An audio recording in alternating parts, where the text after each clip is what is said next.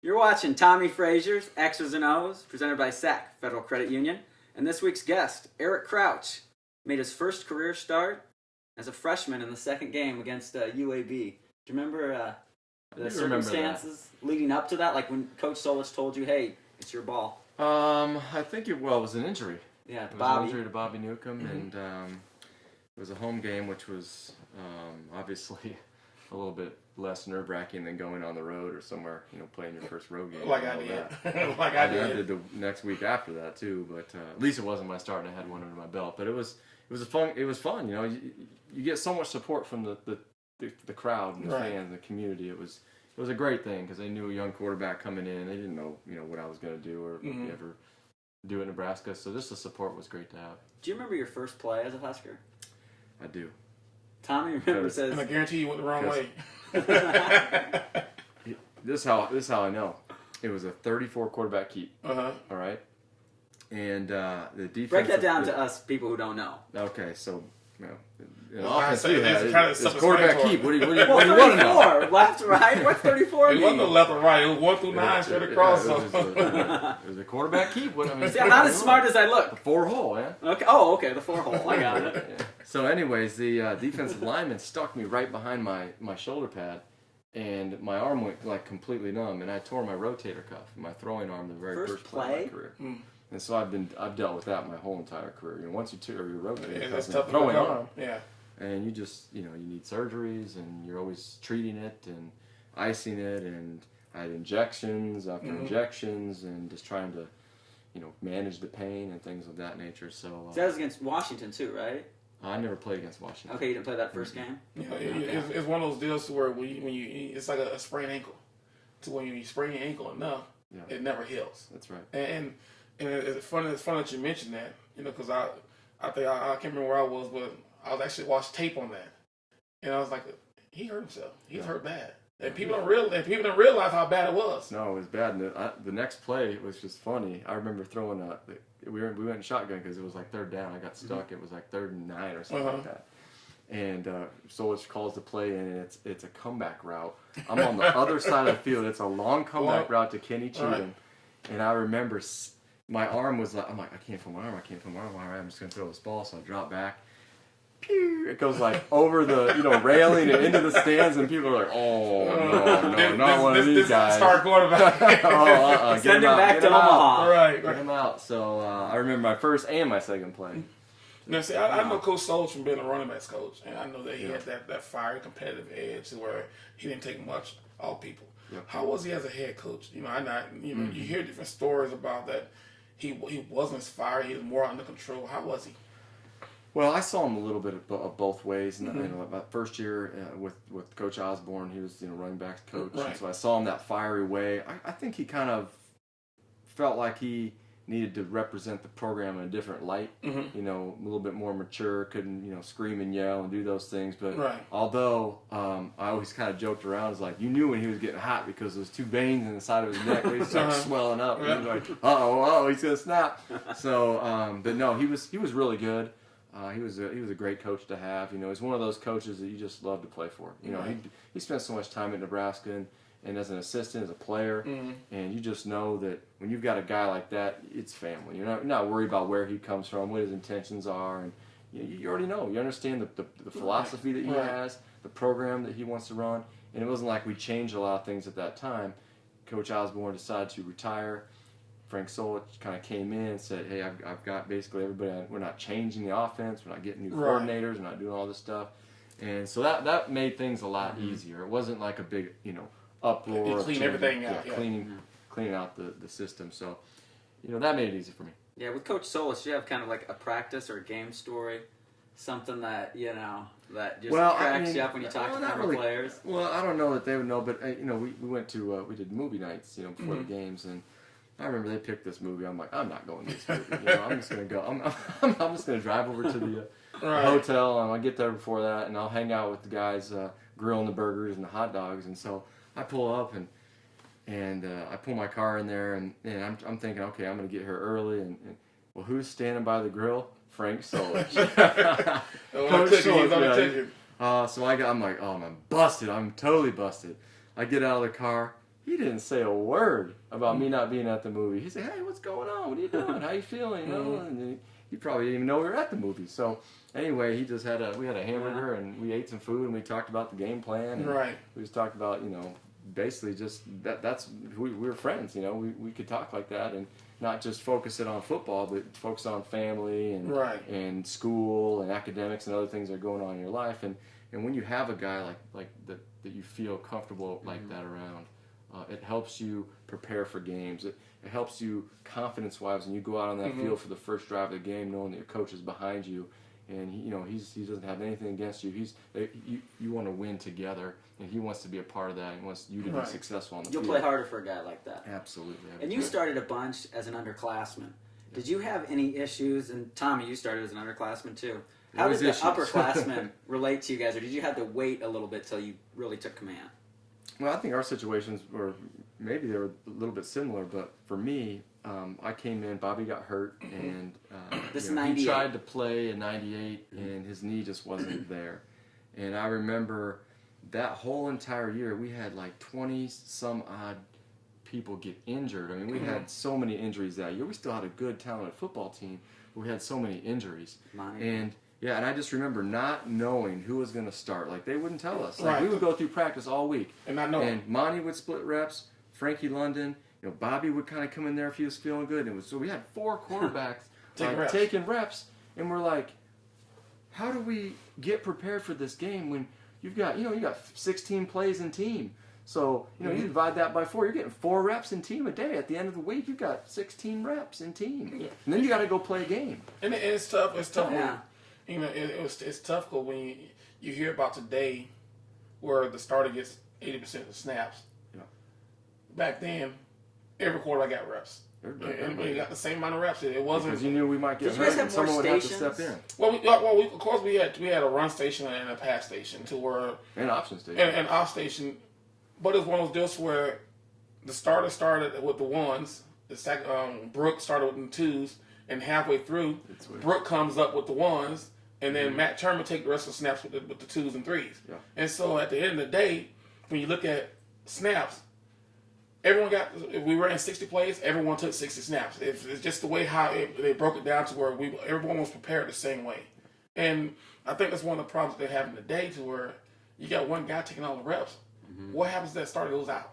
We saw Look at Michigan. Look what happened last night. And they need to get more reps, get those guys prepared, because you have a running quarterback. You should know you're gonna get you got to send in that backup. Yeah. No, we ask everyone this question: when did you know that you finally got it? That you knew that you knew that 99. I'm good enough to be here. In 98 was a tough year. We didn't know who was starting until an hour and a half before the game. Like, literally, when we sat down in those meetings before we jumped on the bus. Had they not decided? They wanted to keep you guys up in the air?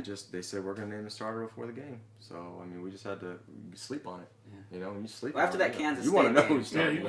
Then, my sophomore, so out of 11 games, I played in 11 games my redshirt freshman year. I started 8 of them. And then my following year, going into my sophomore year, a little bit different, I started 10 out of the 12 games, so I didn't start the first 2 games. But when they decided to make that change at quarterback, after 3 or 4 games into it, I'm like, I know I can do this. We played some really tough teams. Southern Miss had one of the best defenses in the country that year. And they typically have a really good defense. Yeah. So, I tell you what, we almost lost that game at home. Julius Jackson had 2 defensive touchdowns. Yeah. I think the fact that we just played a tough defensive team, and we just made a quarterback change, and all these things kind of like, okay, how's it going to work out? Like, everyone's kind of unsure. And then all of a sudden, okay, got a few games under our belt. And that year, I think we were 12-1. We finished second in the country. Right. Yeah. Talk a little bit about that Cal game where you had a touchdown 3 different ways. Well, it was interesting because I didn't start the game, and they were just, at that time, I didn't know I was going to be a quarterback. I thought I was going to be a receiver, kind of playing a little bit of quarterback. And so when they put me in, they were like, okay, we got to find ways to get him the ball. So they put me in a jailbreak play, like a screen play. Bobby threw a perfect pass, ran it for a touchdown. And then they put me in like the second series of the second quarter. That was kind of the plan with Turner Gill and Frank Soldier. Like, we're going to get you in the second quarter. And then they put me in that play. I never came out. Yeah. I never came out the rest of that game. And then I just remember the very next day there was an article that was in either the Lincoln Journal-Star or the Omaha World Herald, and they had me next to Johnny Rodgers, and it was like, because Johnny had thrown for a touchdown, Notre Dame in the Orange got Bowl. one, yeah. So and they were comparing me. I'm like, oh wow, like they're comparing me to Johnny Rodgers. I'm 20 years old. I'm a sophomore here. Like, well, hold on a second. I don't know if I want all this. So, but it was exciting. Those are things that when that happens, the morale around the team, the confidence, that little pep in your step that you get, and as a quarterback, you have to be confident. There's no quarterbacks out there that are doing really well that just like all shy. And exactly. You have to be confident. You got to be confident in what you do, and that will produce consistency on the field. Well, tell people what you're doing now. I know you're doing some broadcasting. I'm doing all kinds of things. I'm trying to cut back, man. So I still have a recreational business. You have to cut back. Because I'm the same way. That's right. It's tough. It's tough. But we have a recreational business that my wife is actually running right now. She's doing a great job with that. I've been working for a medical company for the last 4 years, so I'm in urology and OBGYN. It's medical I see you coming out devices to the hospital all the time. Yeah, medical devices. And then I actually got a call from Fox this summer out of the blue. They said, we're expanding our college football coverage. We want to have you in for an audition.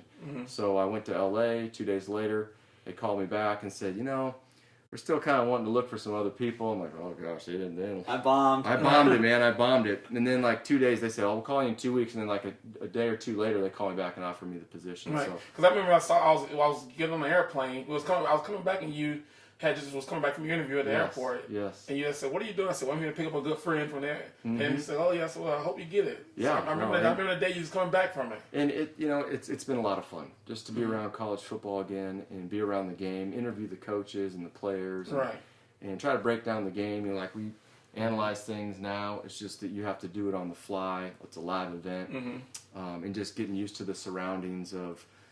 Not just the cameras, but what's going on around you with your producers and your stage managers and graphics and things that you have to prepare for the game. But it's been a lot of fun. It's a learning experience for me every week, and I'm really enjoying myself. And is this something that you're looking to do long term, or is it? I think so. I just I'll play it out and see if they ask me back next year. And I think as long as you continue to get better, and they see value in you and what you bring to the table in your broadcast as far as knowing the game and I think as far as the positions that I've played, not just as quarterback, but playing receiver, playing safety over in Germany, special teams.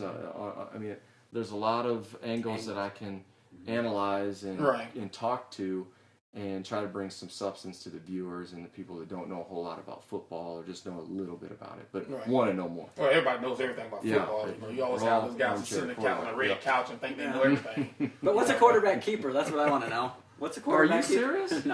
No, he's really is serious. Well, you're saying the 4-hole. I mean, we don't know. The ball. Well, but you said 34 keeper. I mean, so I wanted to know. You think 34 which way is a pass or something? No, I don't know what that means. Once 34. Okay. Once again, you got a guy who think he knows everything, and 34, like might have been maybe it was a 19. It just depends on what way that you call the play. So the 34 might be, hey, we're going to fake it to the fullback with the 4-hole. So it's when it says QB keep, that means you keep it. Yeah, well, I got that part. You just don't hand it off. Could you guys talk? Did you have same plays, or did Coach Solich change the terminology? I think we had a lot of the same. Well, I think as the offense changed when they went more to a single wing team, I saw that it changed more. But as far as the base stuff, number senses 1 through 9 straight across, and the same. The 1 was for the quarterback, 2 was for the eye back, 3 was for the fullback, and 4 was for. So each player had a number. That's right. In the run game, and so when that number was called, anything in the teams, hey, the quarterback is good chance you're gonna run the ball. Yeah. So I think as Frank became more of the head coach and started doing things a little different, you start seeing some of the play changes that way. Well, yeah, you coached against Nebraska, and then seeing this offense, how did you see it different from what you and Scott were doing at the end? Well, the year that I did was when we came to Baylor. Okay. And it was keep in mind, we weren't very good at Baylor. 99. And we were actually losing at 14-7 at halftime. And so a big lightning storm rained the lane. Yeah, that's and right. so we go to the locker room. Yeah, Thunder had a big day. So we go to the locker room, and the defensive coaches came to me, Kevin Steele, and the defensive coordinator said, what's going to happen? What are you going to do? I say, I promise you guys. I promise you. What are they going to do? They're going to stop all the fans. Because early in the game, you guys try to throw the ball a lot. Trying to throw it. Trying to throw a lot. And I say, it was a nasty game. buckle up the chin strap. Yeah. The defense start running downhill at you. And oh no, I say, trust me. Yeah. So I'm sitting on the sideline, and I'm sitting there, and this was the only game I had to where I had a defensive call button on my headset. And Kevin Steele always said, flip over. He said, what are you about to do? I say, ISO. Yeah. What did you do, ISO? No, they're not ISO. Here come. Thunder Collins, ISO 6 yards. What did they do here? Fullback dive. Here, fullback 15 yards. Mm-hmm. And after the game, they say, well, how do you know? I said, because they knew they were better than us, but they were trying to work on other stuff because they had tougher games now. Yeah. But by the game being so close, they went back to what they knew. Mm-hmm. Yeah. And they're gonna run the ball at you, and that's what you did. I think so. You guys had 400-yard rushers that game, I think, by the end. Yeah, and so coaching against them, it wasn't no surprise because I knew what they were going to do from the start. I knew they were going to try to work on some stuff. Well, you can see a formation, pretty much know like just 50-50 chance what play's coming out of it. Yeah, I think Coach Steele would have an idea. Well, because he had been away for so long. Yeah. And keep in mind, I left Nebraska to go down there, and I think it was the second year I was there, and I still talked with Turner and Frank, and so I knew what was going to happen. The question was, we just didn't.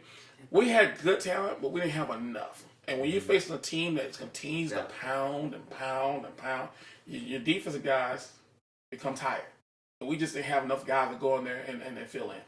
Yeah, and you had a physical freak at I-back, Dan Alexander. Real quick, talk about Big Dan. Talk about Big Dan Alexander. Yeah, he was one of those guys that in the weight room they said, Dan, don't stop lifting. Stop lifting. He was get like 270 if you picked up a barbell. So it was like, don't lift. And he was fast. I remember against Colorado, Ben Kelly, their safety, was like world-class speed. And Dan just took the ball and he's like a little robot. And that was the thing. Another thing about Dan, he had the most unorthodox running style. And it's like, really? They can't catch him? He ran like he was real stiff. I know. Like I said, it was just like this. 6'2", 230. But then he would trip over lines, too, for some reason. But he may not have been the ideal I-back for the option, but for straight ahead, he was tough. Guy. He was effective. Yeah. It was good to have Buckhalter. Yeah, compliment with Buckhalter. Yeah. So you had some good backs, I think Tommie had the backs. You had some good backs too. Yeah, we had some good guys. We had physical guys. People always ask that we had 5 guys. We were 5 deep. Yeah. And any of those guys could have started at another university. And it shows that the competition, and Frank Souls did a great job of keeping that room to where you didn't have guys who were upset about not getting playing time. Because each one of them had their different talent. Mm-hmm. And you knew that given an opportunity, they're going to make something happen. Yeah. And they played, played quite a bit. Yeah, the thing your guys' offense had in common was an identity, which, brings us back to, you gotta have something. You gotta have a starting point. You gotta have a foundation. You can't build a house from top down. You must put the curtains in. You gotta do it from bottom up. It's nice to know the game plan, and it's fun going out knowing that the defense knows what you might do, and you still can't stop it, or knows what you're gonna do, and then you come stop us, and we can't do it, and there's a better feeling after the game. Right. Well, we'll see next week if Nebraska can begin to form an identity at Michigan State as the second half of the Big Ten season at 3-1. We'll be right back with a few more questions for the legends on Tommie Frazier's X's and O's, presented by SAC, Federal Credit Union.